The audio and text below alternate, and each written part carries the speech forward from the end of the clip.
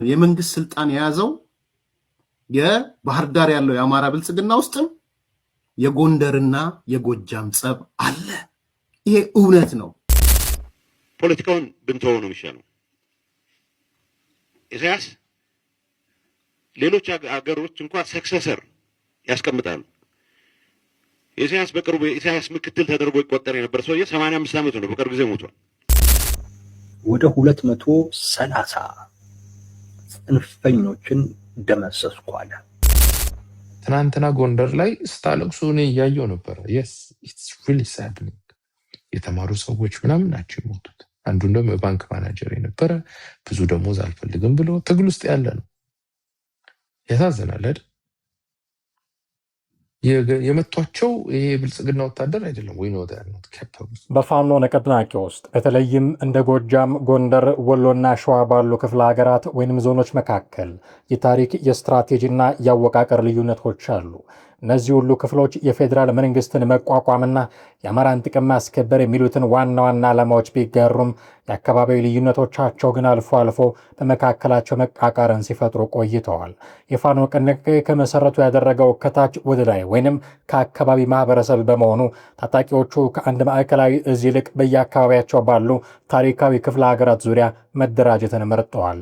የጎጃም ፋኖ ብዙውን ጊዜ እንደ ዘመነ ካሴና አስረስ ማረ ዳምጤ ካሉ ስሞች ጋር የሚገናኘው ማለት ነው በውጊያ እንቅስቃሴውና በሰው ኃይል ክምችቱ እጅግ ንቁ ከሆኑት ክፍሎች አንዱ ነው ይባልለታል።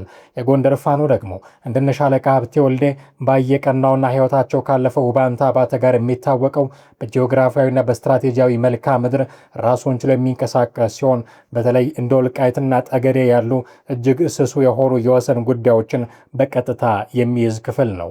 እነዚህ ቡድኖች የሚደራጁት የሰው ኃይል የሚመልሱትና የሚመሩት በአካባቢ ደረጃ በመሆኑ በጎጃምና በጎንደር እዞች መካከል በሀብት ክፍፍል ከዲያስፖራ በሚመጣ ድጋፍና በስትራቴጂያዊ ቅድሚያ በሚሰጣቸው ጉዳዮች ላይ የፉክክር ስሜትን እንዲፈጥር ምክንያት ሆነዋል። ልዩነቶቹ በጂኦግራፊ ብቻ የተገደቡ ሳይሆኑ በስትራቴጂና በፖለቲካ አመራር ዙሪያም የነበሩ ናቸው። ለረጅም ጊዜ የንቅናቄውን የፖለቲካ ክንፍ ማን መምራት አለበት በሚለው ላይ አለመግባባቶች ነበሩ። ሰፊ የፖለቲካ ተደራሽነት ያላቸው እንደ አቶ እስክንድር ነጋ ያሉ ተጽዕኖ ፈጣሪዎች መሬት ላይ ካሉና ትግሉን በተግባር እየመራን ነው ከሚሉ የአካባቢው የጦር አዛዦች ጋር አልፎ አልፎ የአስተሳሰብ ግጭቶች ነበሯቸው።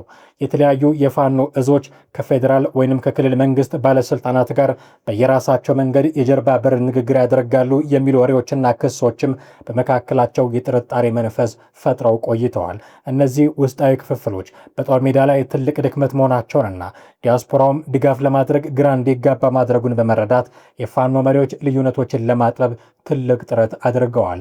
በዚህም መሰረት አብዛኞቹ ተበታትነው የነበሩ ኃይሎች የአማራ ፋኖ ብሔራዊ ንቅናቄ ወይንም አፋብን መመስረቱን አውጀዋል። ይህ ውህደት ሁሉንም የዞን እዞች ያካተተ ማዕከላዊ እዝ ለመፍጠር የሞከረ ነበረ። ዘመነ ካሴ ሊቀመንበር፣ መከታው ማሞ ከጎንደር አንደኛ ምክትል ሊቀመንበር፣ ሀብቴ ወልዴም የጎንደር የጦር አዛዥ እንዲሁም የወታደራዊ ጉዳዮች ምክትል ሊቀመንበር ሆነው ተሰይመው ነበረ። አሁን ባለው ተጨባጭ ሁኔታ ይህ የውህደት ስምምነት በወረቀት ላይ ጠንካራ ቢመስልምና በጦር ሜዳ ላይ ያለውን ቅንጅት ቢያሻሽለውም ለዘመናት የቆየውን የአካባቢ ስሜትና ራስን በራስ የማስተዳደር ፍላጎት በአንድ ጀንበር ሙሉ በሙሉ ማጥፋት ግን ቀላል አልሆነለትም። ንቅናቄው አሁንም በተማከለ መልኩ ሳይሆን በተበታተነ መዋቅር ነው የሚንቀሳቀሰው። በየአካባቢው የመንግስት ሰራዊት ከፍተኛ ጥቃት በሚሰነዝርበት ወቅት እያንዳንዱ እዝ የራሱን የአካባቢ ውሳኔ በፍጥነት ለመወሰን ስለሚገደድ በማዕከላዊ እዝና በአካባቢ ነጻነት መካከል ያለው ውጥረት አሁንም ድረስ የቡድኑ ዋነኛ መገለጫ ነው። ይህ የጎጃምና የጎንደር አካባቢያዊ ጸብ ከፋኖ በተጨማሪ ስልጣን ይዘው 4 ኪሎና ባህር ዳር ጭምር ተቀምጠው በመንግስት ስልጣን ውስጥ ተሳትፎ ያላቸው ሰዎች ዘንድ የሚስተዋል ልዩነት ነው እየተባለ ነው። የመንግስት ስልጣን የያዘው የባህር ዳር ያለው የአማራ ብልጽግና ውስጥም የጎንደርና የጎጃም ጸብ አለ። ይሄ እውነት ነው። ጎንደሮቹ ጎጃም ስልጣን ሲይዝ አይጥማቸውም። ጎጃሞቹ ጎንደር ስልጣን ሲይዝ አይጥማቸውም። እስከ ዲያስፖራ የዘለቀ ነው።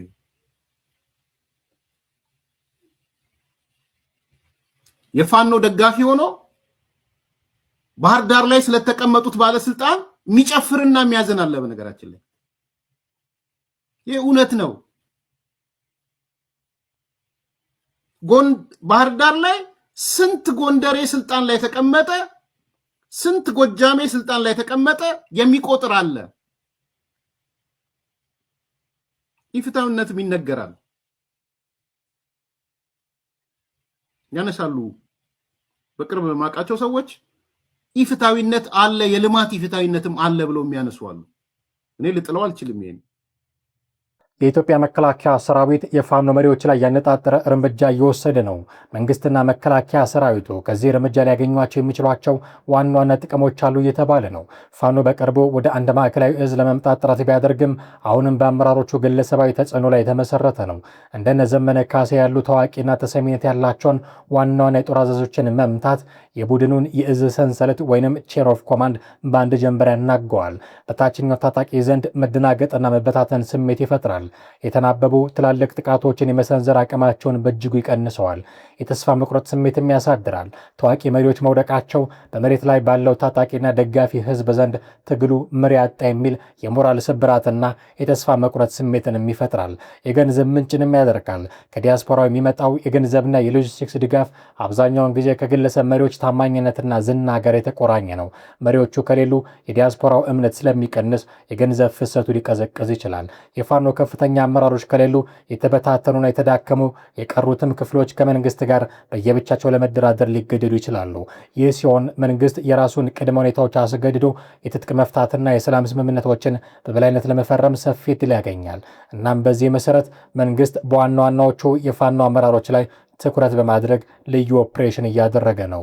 አይ ቲንክ በጣም ውስጥ የሚያደማ ነገር ነው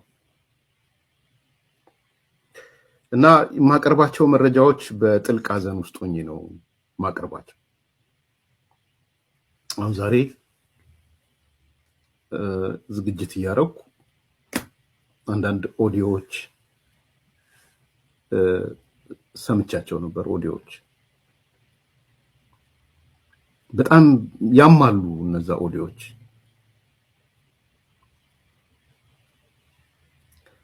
የበጌምድር ክፍለ ጦር ምክትል አዛዥ ነኝ የሚል የዚህ አፋብን ማለት ነው ደመቀ አለሙ የሚባል ነው የሚነጋገረው። ከአንደኛው ትዕዛዝ እየተቀበለ ይሁን ምን አላወቁም፣ ብቻ የበጌምድር ክፍለ ጦር ምክትል አዛዥ ነው ደመቀ አለሙ ነው የሚባል። ይሁን ያህል ደቂቃ ኦዲዮን ሰማሁት፣ አላመጣላችሁ።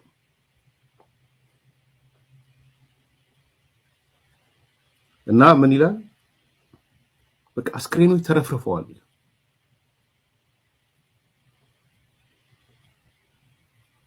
ይጠይቀዋል፣ የት እንቅበራቸው እያለ የት እንቅበራቸው? የኛዎቹ ናቸው? አዎ የኛ ናቸው።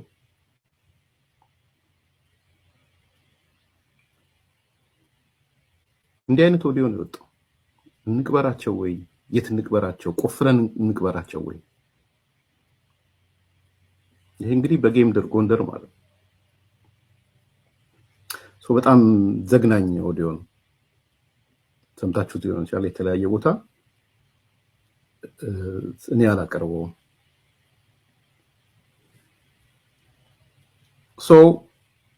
እንዲህ አይነት በጣም አሳዛኝ ጉዳዮች ነው ያሉት።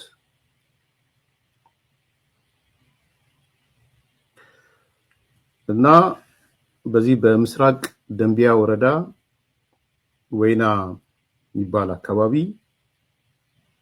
የኢትዮጵያ መከላከያ ሰራዊት ያው አማራጭ የለውም ኦፕሬሽን ከማድረግ።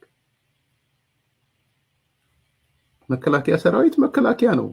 ሞኖፖሊው ቫዮለንሱ የመከላከያ ነው።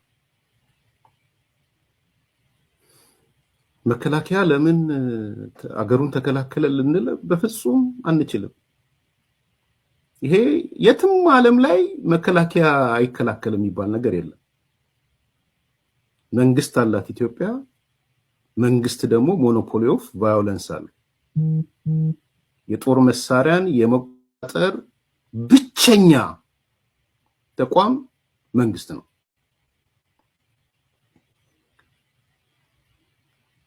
መንግስት የተለያየ ኦፕሬሽኖች ይፈጽማል። እኔ እያዘነ የሚፈጽመው ኦፕሬሽን ነው የሚመስለኝ። መከላከያ ራሱ በጣም ውስጡ እየደማ የኢትዮጵያ ልጆች ናቸው ሁለቱ እና ሰሞኑን በፈጸመው ዛሬና ትላንትና በፈጸመው ኦፕሬሽን በጣም በርካታ ይሄ አፋብን የሚባሉት አመራሮች፣ ታጣቂዎች፣ የጦር አበጋዞች በርካቶቹ ተገለዋል። መንግስት በዚህ እርምጃው በመቶዎች የሚቆጠሩ ፋኖችን መደምሰሱንም እየተናገረ ነው። ወደ 230 ጽንፈኞችን ደመሰስኩ አለ ብልጽግና። አማራ ክልል ላይ ወደ 230 የሚደርሱ ጽንፈኞች ከሰኔ 10 ጀምሬ እስከ ሰኔ 16 ባሉት 6 ቀናት ውስጥ በሰሜን ጎጃም፣ በምዕራብ ጎጃም፣ በአዊ ብሔረሰብ አስተዳደር፣ በደቡብ ጎንደር ዞኖች ባደረኩት ምንጠራ ይለዋል። ከፍተኛ ቁጥር ያለው እስከ 230 የሚደርስ ጽንፈኛን ደመሰስኩ ነው የሚለው። ዘመነ ካሴ የሚመራው የጎጃም ፋኖ ወይንም የአማራ ፋኖ በጎጃም የአማራን የህልውና ጥያቄና ጥቅሞች ለህወሓት ወይንም ቲፒኤልኤፍ አሳልፎ የመሸጥ ወይንም የመለወጥ እድሉ እጅግ ጠባብ እንዲሁም በተግባር የማይታሰብ ነው ሲባል ይደመጣል። የፋኖ ንቅናቄ በአጠቃላይ የቆመውና የተቀሰቀሰው ህወሓት ላለፉት 30 ዓመታት በዘረጋው የፌዴራል ስርዓት አማራው ተበድሏል፣ ተገልሏል በሚል እምነት ላይ ነው። በተለይም ዘመነ ካሴ ከአማራ ብሔርተኝነት ንቅናቄዎች እንደ አብንና የቀድሞቹ እንቅስቃሴዎች ጋር ረጅም ታሪክ ያለው መሪ በመሆኑ የእሱ የፖለቲካ መስመር ከህወሓት የፖለቲካ ፍልስፍና ጋር ፍጹም የማይታረቅ የቃጭልና የቀጠል ያህል የራቀ ነው። የፋኖ ደጋፊዎች ዘመንን የሚከተሉት የአማራን ጥቅም ፍጹም አሳልፈው አይሰጥም በሚል ጽኑ እምነት በመሆኑ ከህወሓት ጋር የሚደረግ ማንኛውም አይነት የጥቅም ሽያጭ የእሱን የፖለቲካ ህይወት በአንድ ጀንበር ያበቃለታል የሚሉ ብዙ ትንታኔዎችንም እንዲሰጥ ያደረገ ነው። ሆኖም ግን አልፎ አልፎ በፖለቲካው መንደር ውስጥ እንዲህ አይነት ስጋቶች ወይንም የፕሮፓጋንዳ ወሬዎች የሚነሱባቸው ወቅቶች አሉ።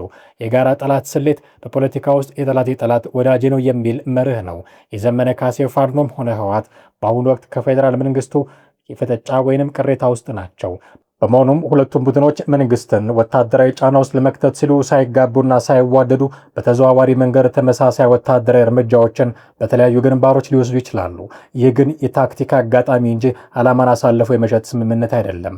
የመንግስት የፕሮፓጋንዳ ስራም የፌዴራል መንግስት የፋኖን ህዝባዊ ቅቡልነት ለመቀነስና በአማራ ህዝብ ዘንድ ጥርጣሬ ለመፍጠር ፋኖ ከህወሓት ወይንም ከውጭ ኃይሎች ጋር ሚስጥራዊ ግንኙነት አለው የሚሉ ትረካዎችን ሊጠቀም ይችላል የሚሉ ተንታኞችም አሉ። በአጠቃላይ ዘመነ ካሴ እና የሱ የሚመራው ፋኖ ቡድን የአማራን ህዝብ ጥያቄ ለህወሓት የመሸጥ ፍላጎትም ሆነ የፖለቲካ አቅም የላቸውም ቢባልም በመካከላቸው ያለው የታሪክ የደምና የርዕዮተ ዓለም ልዩነት እንዲህ አይነት ስምምነት እንዳይፈጠር የሚያግድ ትልቅ ግንብ ነው ቢባልም አንዳንድ ተንታኞች ግን እነ ዘመነ ካሴ የአማራን ትግል በመሸጥ ኪሳቸው ውስጥ ከተውታል ሲሉ ይሰማል። ትናንትና ጎንደር ላይ ስታለቅሱ እኔ እያየሁ ነበረ። yes it's really saddening። የተማሩ ሰዎች ምናምን ናቸው የሞቱት። አንዱ ደግሞ የባንክ ማናጀር የነበረ ብዙ ደሞዝ አልፈልግም ብሎ ትግል ውስጥ ያለ ነው። ያሳዝናል አይደል? የመቷቸው ይሄ ብልጽግና ወታደር አይደለም ወይ ነው ያሉት ካፓብል አቅም የላቸው።